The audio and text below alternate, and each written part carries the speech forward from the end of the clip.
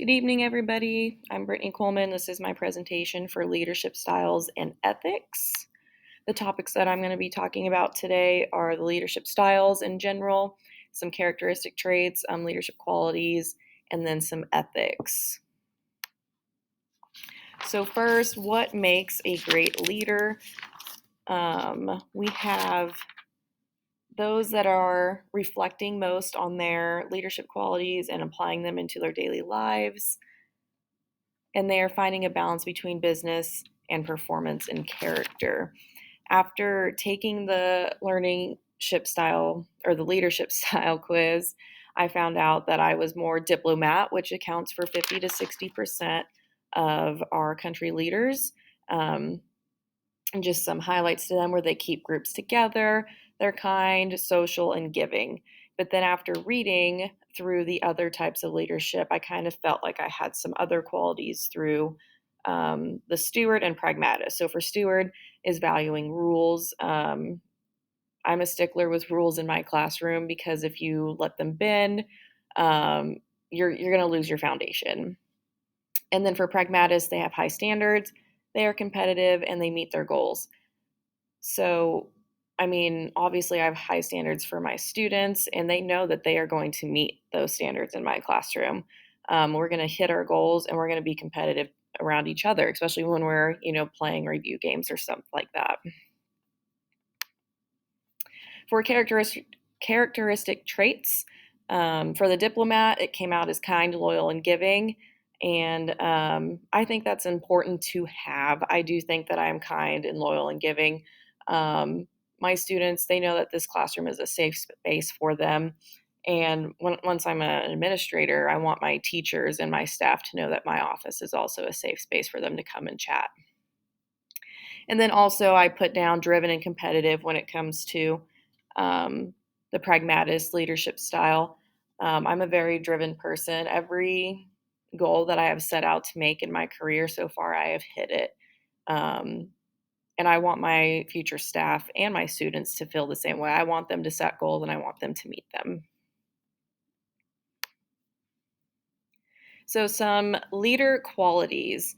For vision, we just talked about vision statements and mission statements. You should have a vision, and I do have a vision for my students. I want them to understand healthcare. And it's one that allows them to think clearly of where they are going, and we're more concerned about tomorrow. We're not upset if we cannot get the material down today. We're just going to go to the next day and start over. The next one is integrity. It's very important to be honest. I think a lot of the leader qualities I have came from also working in healthcare as an athletic trainer. Especially like with integrity, there's no transparency when it comes to injuries. So when we are talking to our athletes who are injured and we're talking to their parents, we have to be very honest with them. We can give them the best outcome that could happen, or we can give them the worst outcome, but we're going to be very honest with them. And I'm the same way with my students. They know from the get-go that I am being honest with them, and if we need to have a hard chat, we're going to have a hard chat. The next one is humility. Humility helps with people trusting you almost. It's containing your own ego. You're learning how to listen to others. And then you're also just kind of conscious that, you don't know everything. So there are some times that a student could come into my classroom and they'll ask me a question. I'll be like, you know what? I honestly have no idea. Let's go look it up. So it's really nice for them to see that you're not always trying to be right. The next one is focus. So maintaining a positive focus in life, no matter what. We're not focusing on past failures. We're focusing on goals and the needs of our team. So, again, when it comes to being a classroom teacher, it's hard to not focus on tomorrow. Like if you have a bad lesson or something, you're like, ooh, I won't do that again. You're not going to go back and keep reflecting on it. You're just going to switch it and move on. And then that kind of helps keeping everybody on the same page. For clear communication, this is another one that I really think has came out of me because of healthcare. So anytime we're in a medical emergency on the field, in the athletic training room, whatever it is, if we're working with more than just ourselves, we have to have that clear communication. If EMS is coming on the field, we have to tell them exactly what's going on and we need to be clear on it. If we are spine boarding somebody and I say, let's move on 3, 1, 2, and somebody moves, I mean, that's just terrible. We got it. We have to be clear. Otherwise we can make a huge mistake. So I think clear communication has really came out in me as a leader because of being in healthcare. Same thing with empathy, you know, having feeling what others feel.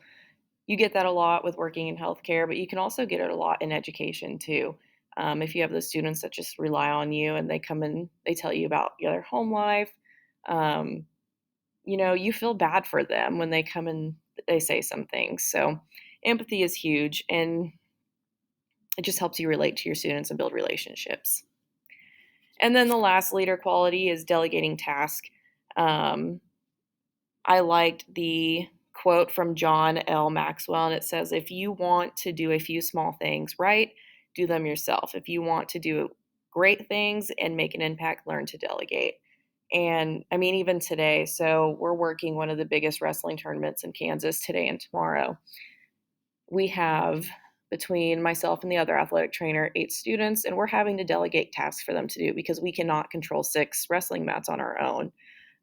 So we taught them how to deal with nosebleeds, just taking care of blood, and then if they needed extra help, then they could come get us. But we do have to delegate, and that also empowers our students to be more confident in themselves. Um, in the classroom, I like to delegate tasks when it comes to like stations, putting one person in charge. Um, and again, like I said, it empowers our students and they like having that confidence. When it comes to ethics, ethics are going to be based off of respect and trust. They're not going to really care if you are not on the same page when it comes to like an argument, but do they still respect you and trust you? Ethical leaders, they should understand that positive relationships are great for organizational efforts.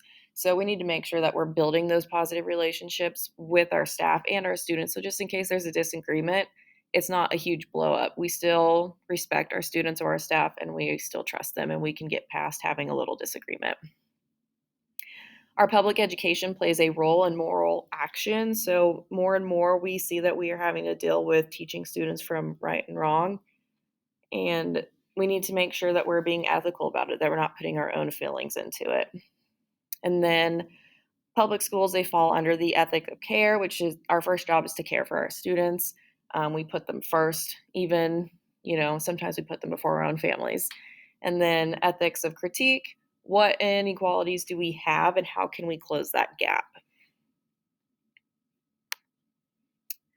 This assignment relates to standard by allowing me to evaluate and reflect on current leadership styles and determine what my type of leadership is. This will help me promote future success of staff and students by allowing me to effectively communicate with my staff as well as make ethical decisions that will best benefit the school.